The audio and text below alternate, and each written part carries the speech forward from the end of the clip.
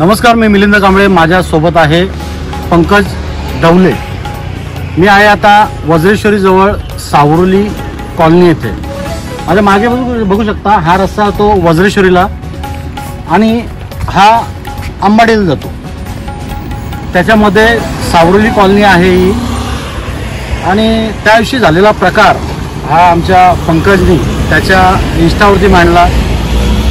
असे अनेक प्रकार होतात, पण ते काही लोक समोर येत नाहीत किंवा चोरीचा प्रकार म्हणून ते विसरून जातात किंवा पोलिसांना बाकी तक्रार ठेवून शांत बसतात। त्याविषयी झालेला प्रकार कुठला होता पंकजच्या शनिवारी रात्री 11:30 वाजता हा पंकज माझ्या मागे दाखव जरा, मागे तिथे उभा होता। 11:30ची वेळ होती। 11:30च्या वेळेला हा काहीतरी गेम खेळत असताना त्याला कोणतरी इथे जाताना दिसलं। माझ्या मागे हे घर आहे बघा, ह्या घराच्या इथे जाताना कोणतरी दिसलं। तो पटकन आला तिकडनं, तोपर्यंत त्यांनी पळ काढला इथे। त्याला बघितल्यानंतर असंच ना त्यांनी पळ काढला आणि ते निघून गेले। पण याला वाटलं याची सतर्कता बरोबर जागी झाली आणि त्यांना वाटलं की चोर असावेत, चोरीच्या उद्देशाने कशा तरी आले असावेत आणि तो उद्देश त्यांचा तोच होता। ह्यांनी तात्काळ पोलीस स्टेशन घातलं, पोलिसांना माहिती दिली। परत तो आला घरी आणि परत घरी आल्यानंतर त्याने लगेच झोपला नाही, तो जागा होता। 2-2:30 वाजता परत ती इको गाडी आणि 4 लोक काहीतरी होते ते परत आले, बरोबर ना पंकज? आल्यानंतर इथे त्यांनी परत काय केलं, इथून त्या माझ्या मागे जाळी, हिरवी जाळी दिसते मला, हिरवी जाळी ती खिडकी नाही, खिडकीतून आत उडी मारली एकाने। त्या आतमध्ये एक टोपला होता, टोपल्यात मांजरीची 3 पिल्लं होती। त्या मांजरीच्या पिल्लावर पाय दिला, नुकतीच जन्मलेली मांजर, 3 पिल्लं जागेवर मेली आणि तो माणूस आतमध्ये गेला तोपर्यंत घरातली सगळे उठले होते।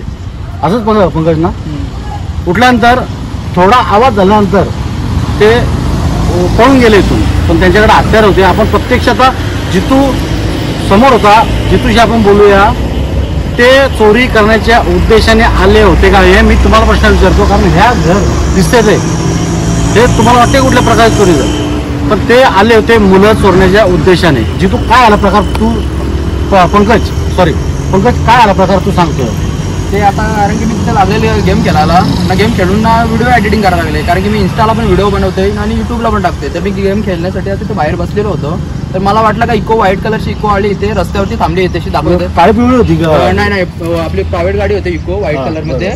तर आम्ही आलो तिकडनं, मी बघितलं, मला वाटलं का रोजच्या डेली प्रमाणे आता 11 वाजले, 11-11:30 वाजलेले, त्याच्यामध्ये काय आवाज यांना वाटला आपल्याला का अशी नॉर्मल गाडी आहे, तर थांबलेली तिथे। मी असं बघितलं, विचार केला थोडासा, काय वाटलं नाही मला। पण नंतर जेव्हा ते तिघे चौघजण इथे आले ना, तर मी बघितलं काय दुसरंच काहीतरी प्रकरण आहे का। तो जिथे आला नाही तिथून त्यांनी असते 3 जण होते, तर एकाला चढवला वरती आणि असते जेव्हा पाय टाकला तेव्हा मांजरीची पिल्लं पण तिथे होते टोपल्या खाली, ती पण मारली त्यांनी। घरामध्ये घुसला, लाईट बंद केली आणि आमचा मोठा भाऊ होता ना, तो वॉशरूमला गेलेला। मोबाईल जितू तो मोबाईल घेऊन वॉशरूमला गेलेला। तर फरक एवढाच का, म्हणजे असा 1 मिनिटाचा फरक, तो वॉशरूमला गेला। आता वहिनी आता झोपलेली होती, वहिनी झोपल्यानंतर जेव्हा तो घुसल्यानंतर वहिनीला असं वाटला का भाऊ आलेला, म्हणजे नवरा आलेला तिचा। तर या कारणामध्ये ना त्यांनी मोबाईल घेतला, पहिला रिटर्न एक मोबाईल दिला, ऑलरेडी त्यांच्याकडे दिला। रिटर्न तो गेला, ते वहिनीचा म्हणजे गला आपण बघायला लागला। त्याच्या हातामध्ये तरवाल, त्याच्या कमरेला बंदूक आणि जे काय इतर काही बऱ्याच गोष्टी होत्या त्या आपण सांगू शकत नाही, कारण की जो चोर असतो, चोराच्या हातामध्ये ज्या भेटतात ते आपल्याला मारण्याचा प्रयत्न करतात ते। तर पंकजांनी प्रत्यक्ष पाहिलेली गोष्ट, त्यांच्या हातामध्ये तलवार होत्या, बंदूक होती, तर सगळ्या गोष्टी होत्या। तर वहिनी जोरान वरडून उठली, कारण का माहिती का, ती जेव्हा तिच्या पोरीला त्यांनी काढायला लावली होती, तर त्यांच्याकडे ना काहीतरी औषध होतं असं मला वाटतंय, कारण की गुंगीबिंगीचं असेल। कारण की ती जेव्हा तोंडावरती मारलं तिला चक्कर तशी यायला गेली, तर ती जोरान वरडून उठली, वरडला कुठे, मला आवाज आला ना, भाऊ पण आला। तर भाऊ आल्या कुठे, त्याने या खिडकीमध्ये ब्लॅक कलरची खिडकी आहे ना, त्या खिडकीमध्ये उडी मारली। तर उडी मारताना त्याची इथे चाकू पडलेली होती, चोरांनी उडी मारली, तर चाकू पडलेली होती। तर मी तिथून धावत आलो, तर धावत आल्यानंतर भाऊ पण तिकडनं निघाला। तर आम्ही लाचपाटला करता ना तिकडे दाखवतो, इथे गाडी होती ना, तिथून ते लाचपाटला करता आम्ही तिथपर्यंत काढा घेतल्यानंतर जो चालत्या गाडीवरती चढाला तो, तर आम्हाला काही भेटला नाही। पण आम्ही तक्रार देण्यासाठी लगेच गणेशपुरी पोलीस चौकीला आम्ही निघालो तिथे। तर मिनिमम 12-12:30 तर वाजलेलं असतीलच. पण त्याच्या दरम्यान सुद्धा काय मिनिमम 1:30 वाजता ते रिटर्न गायच्या आमच्या रस्त्यावरती ना 4 फेऱ्या त्याही रिटर्न मारल्या. 4थ्या फेरीला आम्ही रिटर्न त्यांचा लागपटला गेला. ते पोलिसांना पण या चकमा देऊन ना पुढे निघाले. ते वाशिम साईडला गाडी गेली ती, पण आम्ही थोडा लागपटला गेला पण आम्हाला काय भेटले नाही ते. याच्यामध्ये आता दखल एवढीच का आपल्याकडून पुढे या प्रकरण घडण्यासाठी काही गोष्टी झाल्या नाही पाहिजेत. तर माझं एकच विनंती आहे का पुढे जाऊन या गोष्टी सगळ्या थांबल्या पाहिजेत. आता यांनी माहिती बरोबर सांगितलेली आहे. हा प्रत्यक्षदर्शी आहे. त्यांनी जशी तक्रार पण पोलिसांत गणेशपुरी पोलीस ठाण्यात दाखल केली आहे. त्यांचा पाठलाग करण्याचा प्रयत्न केला पंकजने, तिथपर्यंत गेले ते. आणि त्यांच्या वहिनीची मी सकाळी येऊन चौकशी केली तर गांजाचा वास येत होता आणि तिथे देखील गांजाची पुडी पडली होती. आणि गांजाडी लोक, गंजा पिणारी, ते काय असं तुम्हाला काय करू शकतात, ते 50-50, 40-50 हजार त्याचा मर्डर पण करतात. या अशा स्टोऱ्या बऱ्याच आहेत. आणि मुलं चोरून येणारी ही टोळी सक्रिय आहे. आपण सावध राहावं, सगळ्यांनी सावध राहावं. याकरता आम्ही हा सोशल मीडियाला व्हिडिओ प्रसारित करतोय. माझं पोलिसांना एकच म्हणणे आहे, सांगणं आहे. इथले PI बच्चाव साहेब आहेत, अंबाडीला आहे पोलीस चौकी, ते बॅरिकेड तोडून पुढे पळाले. मग बरोबर ना, तुम्ही पाठलाग करत गेले असाल, ते पोलिसांचं बॅरिकेड तोडून पुढे गेले. इथे कॅमेरे होते. किंवा उसगावला आपला चेकपोस्ट आहे, तिथं पोलिसांनी एक चेकपोस्ट लावला पाहिजे. वजेश्वरी पर्यटन क्षेत्र आहे.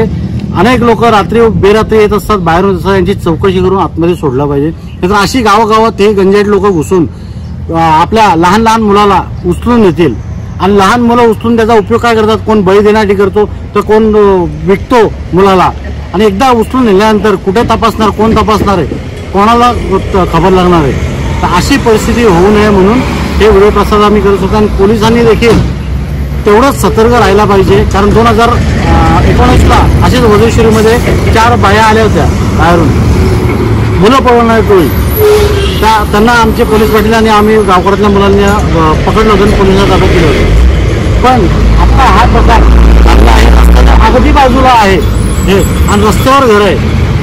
तर असे प्रकार होऊ नयेत.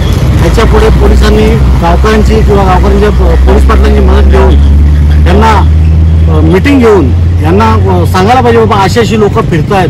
पोलिसांना सहकार्य करणारी याच्या जगदीश सारखी लोक आहेत, सोशल मीडियावर ऍक्टिव्ह आहेत. तुम्हाला कुठलीही रात्री बेरात्री तुम्ही ग्रुप बनवा, काही करा, आम्ही लगेच तुम्हाला उठून यांची माहिती देऊ शकतो. असे प्रकार बंद व्हावेत यासाठी आमचा खटलोप सुरू आहे. अजून काय असेल जगदीश? तर मी आता एकच सांगू शकतो, गणेशपुरी चौकीला आम्ही तर स्टेटमेंट दिलेली आहे. तर आता लवकरात लवकर ते तात्काळ काही ॲक्शन घ्यावे तर काय नाही माझं. कारण की आज आपल्या घरातली जर एखादी व्यक्ती जर आपल्यापासून लांब जर झाली तर सगळ्यांना दुःखाची घटना झाली असती. तर आता हेच गोष्ट आपल्या भावंडांना झाली नाही पाहिजे. तरी असं माझा नियम आहे का जेणेकरून सगळ्या या गोष्टी आडल्या पाहिजेत, आपल्या थांबल्या पाहिजेत, पुढे जाऊन काही झाल्या नाही पाहिजे. चोरी आणि मारी हे 2 गोष्टी जाम वाढत चालल्या. हा, चोरी मारी आणि मुलं पळवण्याचं काम, बेरोजगारीचा हा प्रकार आहे. इथून ते चोर ते इको गाडी घेऊन गेले आणि पुढे त्या मंडूळला तिथे पण एका घरात म्हणून मोबाईल आपला कार्यकर्ता. आपले समाजवाद संघटनेमध्ये आशाताई म्हणून आहे, आशा भोईर म्हणून आहे. त्यांचे पण घरामध्ये 4 मोबाईल चोरले आणि पैसे काहीतरी पळवले. तर ती इथून आमच्या इथून किती साधारण तरी 11:30 म्हणजे 11:30 वाजता चोरी झाली ना. तर रिटर्न त्यांच्या इथे ना 3 वाजता कम्प्लिटली काहीतरी चोरी झाली. आज प्रकार काही दिवसापूर्वी वजेश्वरी आसरानगरमध्ये किती झाला होता, एकाच दिवस आड करून झाला होता. म्हणजे असे प्रकार सर्रास. आता पावसाळी दिवस आहेत, पाऊस पडतो, लोक झोपले असतात आणि याचा फायदा ही लोक घेतात आणि पोरं किंवा काय पळण्याचा, चोऱ्या करण्याचा प्रकार जास्त वाढत चाललाय. माझी साहेबांना विनंती आहे, आपणही लक्ष ठेवून असा या गोष्टीवरती हे असे प्रकार होऊ नयेत. गरीब कुटुंब, मोलमजुरी करणारे कुटुंब आपल्या या खेडेगावात राहतात आणि त्यांचा एखाद्याचा मूल नेलं ते काय करतील, कोणाकडे बोंब मारतील. तर तुर्तास थांबतो. धन्यवाद सगळ्या माहिती दिल्याबद्दल. पंकज डवलेसारखा मुलगा रात्री उठून ते त्याच्या इंस्टावरती माहिती येतो आणि ती माहिती पसरत होती. आणि रस्त्याचं पण बऱ्याच ठिकाणी आता रस्त्याचं पण कामं चालू आहेत ना, बऱ्याच ठिकाणी झालेलं नाही. मी रस्त्याचं पण कधी पण व्हिडिओ टाकतच राहतोय. कारण की मी रस्त्याला ट्रॅव्हलिंग वगैरे करतोय ना, रस्त्यामध्ये एवढे खड्डे वगैरे पडलेले आहेत ना, ते पण दुरुस्तीचा एक भाग पडलेला आहे.